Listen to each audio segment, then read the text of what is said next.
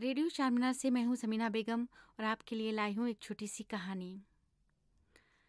एक बस्ती में दो बर्फ फरोश रहा करते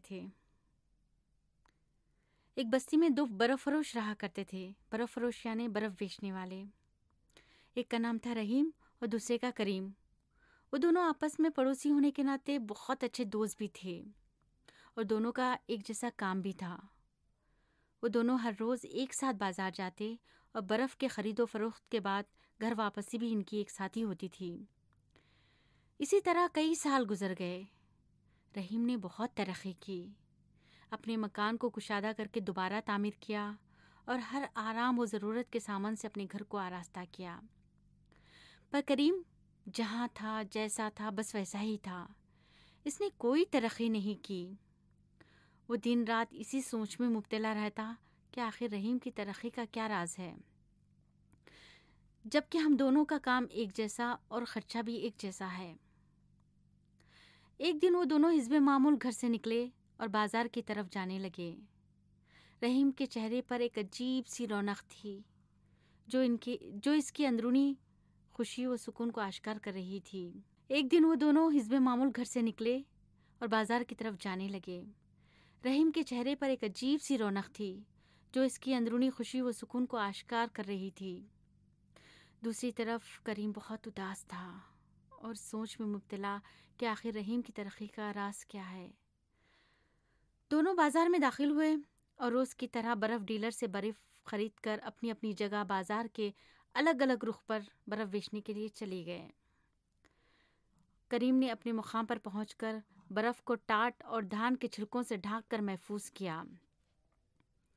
बर्फ़ और इसकी कीमत लिखे हुए बोर्ड को साफ करके सामने लगा दिया और एक तरफ खामोशी से बैठ गया। उस दिन करीम को रहीम की तरक्की वाली बात कुछ ज़्यादा ही सता रही थी। अचानक उसके दिल में ख्याल आया कि मैं इतना क्यों सोच रहा हूँ। आखिर रहीम मेरा दोस्त ही तो है, मैं इसी से पूछ लेता हूँ कि इसकी तरक्की का क्या राज है। ये सोचकर करीम अपनी जगह से उठा और रहीम की तरफ चल पड़ा।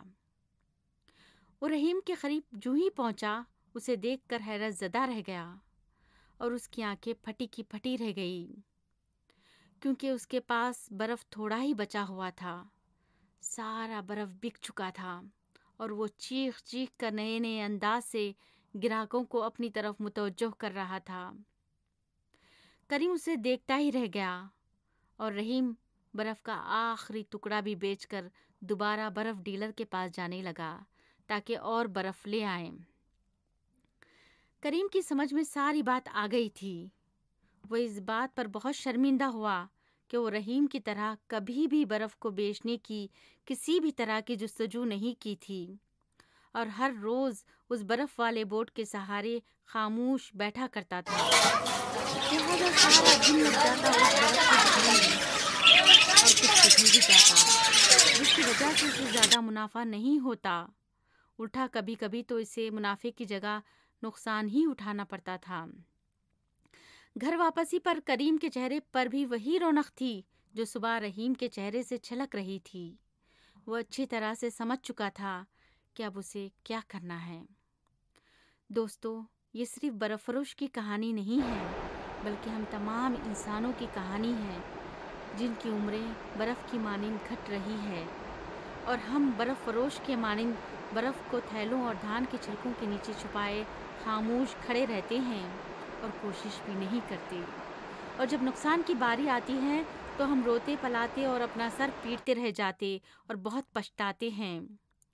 बहुत कम ऐसे लोग हैं जो रहीम की तरह जुस्तजू करके तरक्की हासिल कर रहे हैं। हम तमाम को भी चाहिए कि हम रहीम की तरह बने, क्योंकि हमारे पास करीम की तरह एक और मौका नहीं है।